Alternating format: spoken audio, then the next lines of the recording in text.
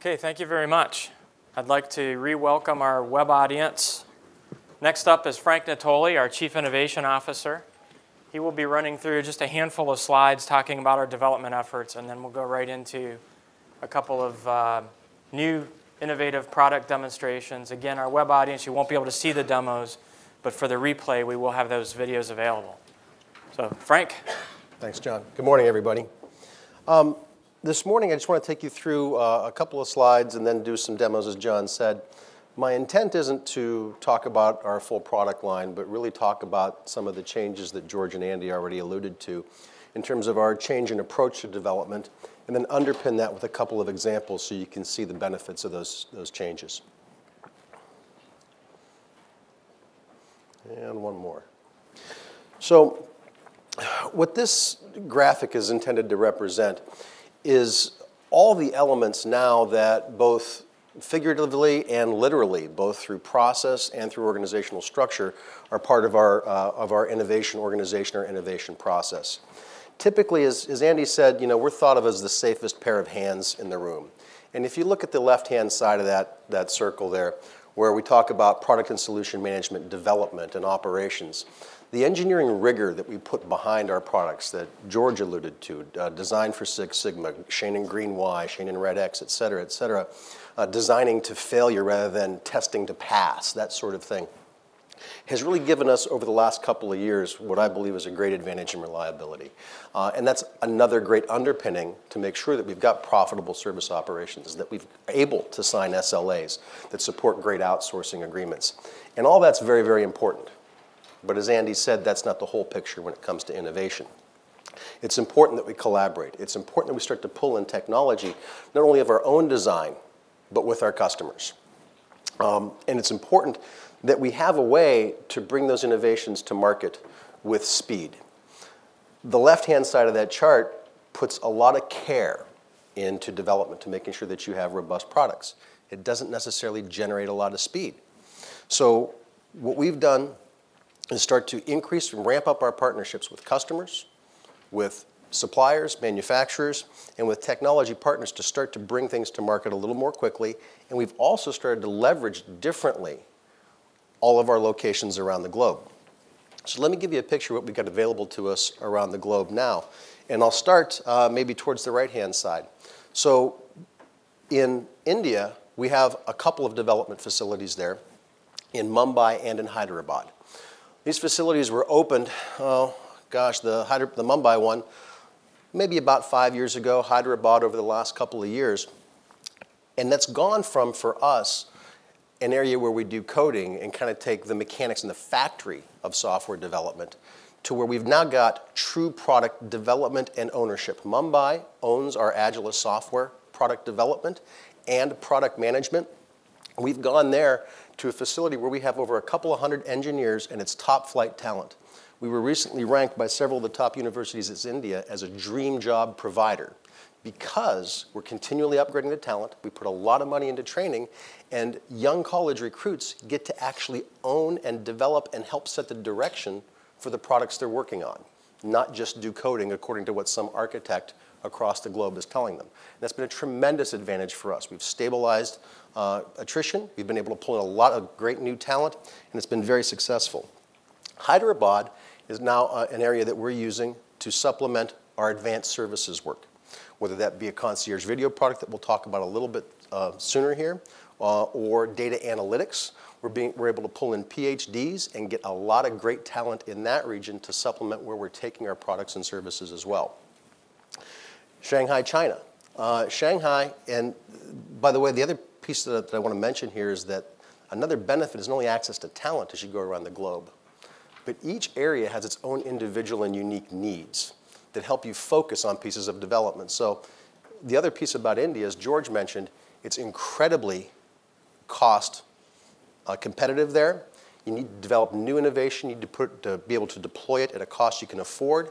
And our partnerships there on the hardware side have also helped us to drive forward. And I'll talk a little bit more about the 429 that resulted in. Shanghai, China is one of the most difficult areas in the globe to handle cash. The volumes are sky high. The volumes per transaction are sky high. The quality of the notes isn't great. And you have to have incredible robustness to be able to not only perform, but to be able to meet your SLAs for service agreements. Shanghai, China is our center of excellence for cash handling now. We've rolled out some AFD, that's our dispenser improvements over the last year or two that were all led and developed by our China team. Also an outstanding talented team. Brazil, Sao Paulo, and in Brasilia. Our new gas Tecnologia acquisition is in Brasilia. Over 100 employees there focused on logical internet and mobile security added to our talent base. Sao Paulo, Brazil. We have outstanding hardware and software capabilities there. And that's an environment where we can't just put products on the shelf and sell them. Major banks there are looking for new innovation. Every new bid requires new innovation, new builds. So we're leveraging that sort of talent, again, throughout our organization to help us be faster. England and Belgium, custom solutions capabilities and great software capabilities there. All these teams are now working together so that we can import innovations back into the global fold. As Andy said, invent once, reuse many times. These locations, some of them in the past, developed great innovations for their market. Then another area would develop another innovation. In the meantime, back in North Canton, we're developing the global solution. These teams are all part of one large team now, all go through one product management process. That doesn't mean that we're going to slow down in the regions, but it does mean where we invent, we're going to pull that into global product. And I'll talk about that, at least one example of that in just a minute. The other philosophy that I want to talk about real quickly before we start talking about some of the products and the ways in which this has manifested itself is about how we focus innovation. Innovation isn't just an aimless quest to apply whatever fancy technology we think sounds good. It's really about helping our customers execute their business. And retail banks, their focus is on the consumer. User experience is at the core of what retail banks need to focus on now, above and beyond operational efficiency, to drive revenues, to drive customer loyalty, and make sure they've got the latest products and services that their customers demand. And we spent about the last year and a half doing consumer research around the globe, 6 countries all over the world, and not just about ATMs, but about banking experiences. And it was amazing the amount of commonality that we saw around the globe. Customers, of course, want to be safe and secure. They want to make sure that when they execute a transaction, it's reliable.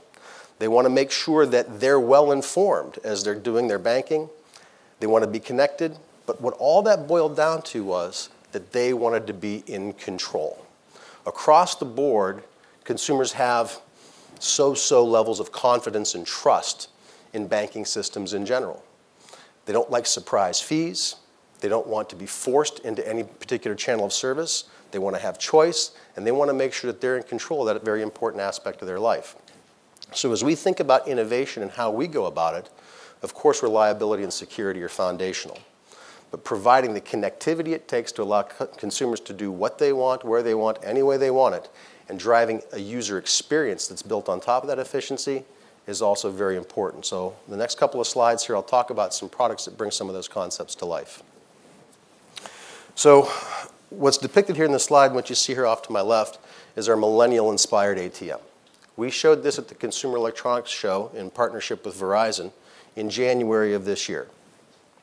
What this really represents is a self-service device, an ATM, distilled down to its essence. As this sort of automation device is going to continue into the future, and connectivity allows us to dematerialize more and more of what the hardware is, the basic value proposition is still a digital to cash or digital to item of physical value transition. What do you really need to do that? You need the module that receives or dispenses the item of value and some way to communicate. There's no card reader here. There's no printer. There's no pin pad. And to be able to do that, you have to have connectivity pulled back into a cloud environment. There's also a very small footprint. Now, if we start to think about what that really means, it changes the way software is written and deployed, the heaviness of that. It changes the size of the deployment. It changes the cost of maintenance. It changes the cost of the device. And now we can start to get many, many more points of contact and deployment. Very simple to add two-way video to that. And those are all the concepts that we talked about at the Consumer Electronics Show. It's a simple device, but it embodies a lot of change. And that's great that we're thinking about that. But how does that manifest itself today? We've already launched at least 3 products. And these products are all available this year based upon what we've learned in this concept. So I talked about innovating for speed.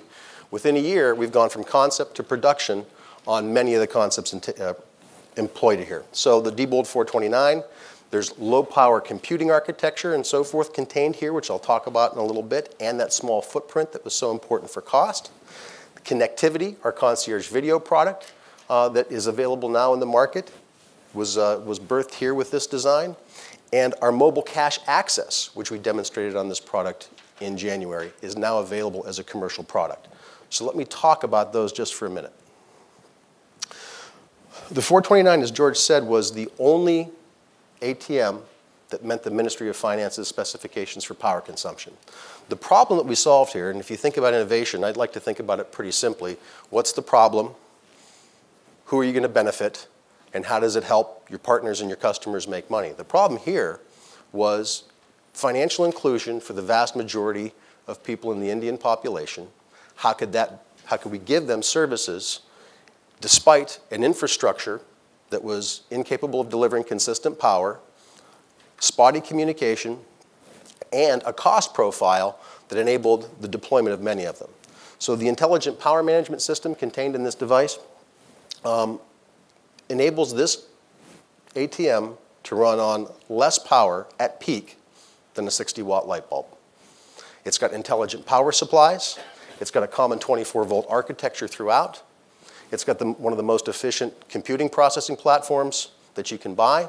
And all this was also done at the price point that was required to be able to deploy it. It also has battery backup. Power goes out. You can continue to run transactions and reconcile them later.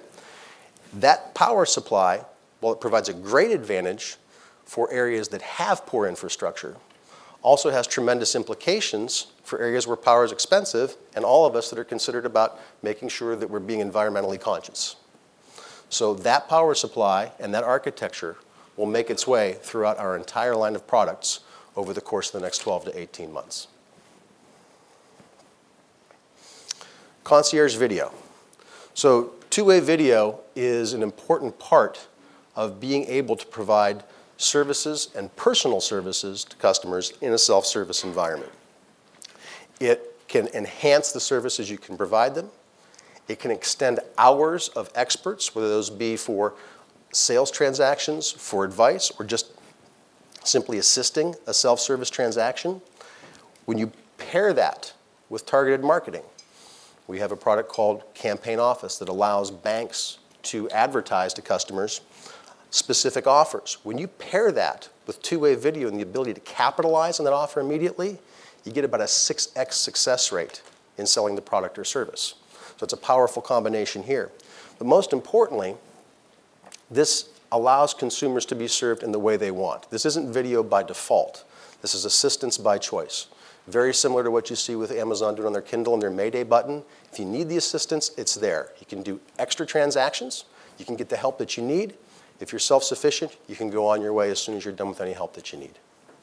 And by the way, that's going to be deployable and is deployable across our entire line of terminals. It does not take a dedicated terminal to do it, and we can do it anything from the lowest end terminal we have to our branch performance series. Mobile cash access, I won't talk about too much on the slide because I'm going to do a demonstration, but this really speaks a lot to security and convenience to allow you to queue up a transaction whenever you would like, go to the ATM, say I have a pre-queued mobile transaction, and execute the transaction very quickly. It enhances security, enhances convenience, and I'll talk about it in just a moment. And finally, and again we'll go through a product demonstration here, is an example of where we may be going with our new branch performance series. So last week at BAI, we launched a production version of our branch performance series. It can do about 90% of the transactions that a teller can do, which is more than an ATM, which is about 70%. We've got a long history in branch. We started back in 2008, 2009 with Dexia Bank, which is now Belfius, helped them deploy the first cashless branch in the industry, enhanced security, enhanced customer service. We've had some great recent experience with Bank of America, and we've really learned a lot through this partnership. It's right exactly in the model that we talked about. They're helping us to learn, they're helping us to understand their features, and we're utilizing our extensive custom development capabilities to deploy custom terminals for these customers very, very quickly. Now that's manifesting itself. As I said, we just launched our branch performance series, introduced it at the Retail Delivery Show last week in Denver. And as we start to think about design and what are we using, what sort of user experience do we want to have, what we're showing here is where that experience is starting to take us and what this might look like in the future. You can see it's a sleeker design, it's smaller. It's meant to evoke an interaction with a teller, with a human being. When you talk to a human being, you know where their eyes are, you know how they're going to look at you, you know how they're going to hear you. They're going to hand you something, you know where their hand is to hand you something. The entire layout and design of this terminal is meant to evoke the same thing. Two-way video will be right there at eye height. The speakers will be coming right at you. Your user interface is in one common, sleek location. And as we'll go through a sample transaction, you'll see even the screen flow is conversational in nature. Everything is meant to take you away from feeling like you're using a machine to make you feel like you're interacting with some intelligence that represents the bank's brand very, very well. And I went kind of quickly, I wanted to make up some time, but I'm going to have Jim Block step up and assist me, and we'll go through a couple of demos here. So let's go to the branch performance series first. Okay, thanks, Frank. Like Frank said, this is intended to be a different kind of a terminal inside the branch than an ATM. From a user-centric perspective, we're trying to create a different experience than an ATM experience. After all, most users, when they come into a branch, they've walked past an ATM for some reason. And that's the reason we want to try and make them, make the user experience more teller-like, because that's the historical perspective that they walk into the branch like. You should be able to watch this on the monitors as I'll turn my back to you. But right away, you see that it is conversational. It doesn't ask me to insert my card. It says, "How are you?" And you, much like you would with a human teller, you would introduce what you're there to do. So I'll simply do what it invites me to do, and I'll do a withdrawal. Now it asks me for my identity, so I will identify myself with card and PIN. And this would be adaptable to any mechanism of identification or authentication that the bank might want to deploy. It could be NFC, it could be something that we're going to show you in a minute, which would be a mobile cash access. Now, I could just enter the amount that I wanted into this, but the other thing that people often do when they go to a teller is they want specific amounts in specific denominations. So that's what I'll choose.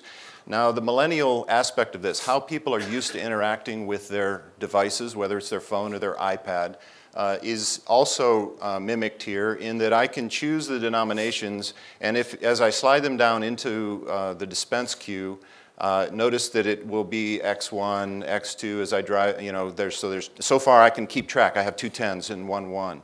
I'll just get one of each.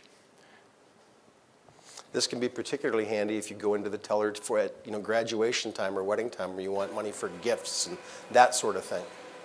I have a funny story about my son who lives out of town but still has a local bank, came up to his local hometown and wanted to get a gift, $50 for a wedding gift.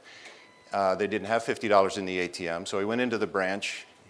That branch did not have a way to identify him because he only had his ATM card. He actually had to go through the ATM, get $60, go back in, and ask for a 50 and a 10. Yeah, so you'll also be able to identify yourself here with your driver's license, et cetera. So any way that a teller can identify you, this unit will be able to identify you. And if you take a look, I'd refer you to some of our web resources. You will see our new branch performance series with all of those technologies embodied and ready for sale now.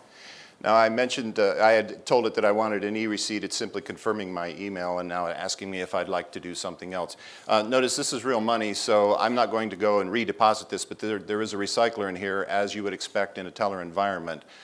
So for the sake of time, we'll just move on. But I do want to do another transaction. Often, like you do in a human environment, you might ask for information.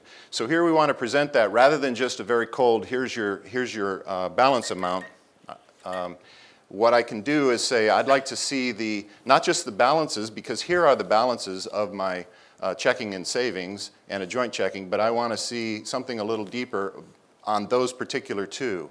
So it will show me and offer me what timeline would I like to see that. And if I choose 1 month, I now can see the actual cash flow out of those accounts on both of those accounts simultaneously. So again, a very different experience than an ATM, because if we want to automate and gain the efficiencies of branch terminals like this one, we have to give the user an experience that they expect that is unlike what the ATM they just walked past. Yeah. This would be an example where you've got a little bit of ATM, a little bit of teller, and maybe even a little bit of online experience. All those channels merged into a very convenient and accessible point. Okay? And by the way, if you want to see any more details, in the interest of time, we won't go into too much right now, but we'll be available at lunchtime. I'll be happy to answer any questions and show you anything else you might like. Yeah, some of the detail of the interactivity code down here is better seen up front. So if you come up, that's part of the design experience, of the user experience. Everything is hopefully more convenient for the user. Yep.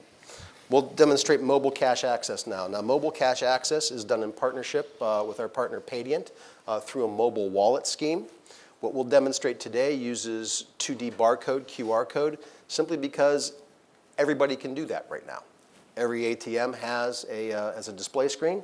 All smartphones have the ability to read QR codes. What's important is the back-end architecture that allows this access right now, less so than the technology that's deployed at point of use. This is easily adaptable to NFC or any other technology that may come along. It's the back-end system that's important.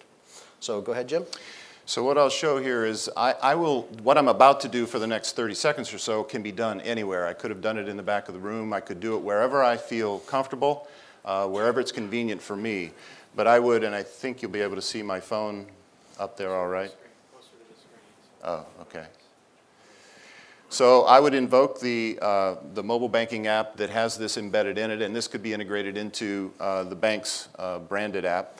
I have to log on, of course, because you don't want the possibility that somebody just finds your phone and can interact with your banking account. Out of the choices here, I'm going to do set up a withdrawal, and I'll choose out of whichever cards are in my wallet stored in the cloud, and I'll do a $100 withdrawal request. That request has now been registered. I could have done this anywhere, and at this point now, I would walk up to the ATM, and as you can see, it says touch the screen for mobile cash access. All I have to do is touch the screen, show the phone the barcode, and that's it. The barcode indicated to the cloud system that this is the transaction that you're about to do. The phone got it, associated that barcode with the previously queued transaction, and then authorization to dispense that was given to the machine. From my perspective as a user, it was very fast. It was that took, even including the dispense time, less than 15 seconds to occur. So if this might be configured this way exclusively, like this demo is, which would be good for a cafeteria environment where you know that you're not trying to upsell, you just want to get people served for getting their cash out that they want. It could be included in a more full function ATM, with this being one of the functions that it provides. And again, tremendous advantages here when it comes to security.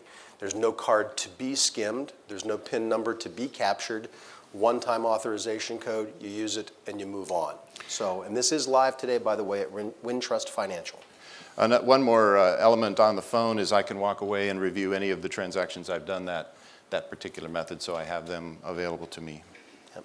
And for any of these, I'd refer you to our YouTube channel as well. You can see a lot of online demos to back these up. And again, I'll be here at lunchtime. Be happy to give you any more up close and personal demonstrations and questions you care. Okay?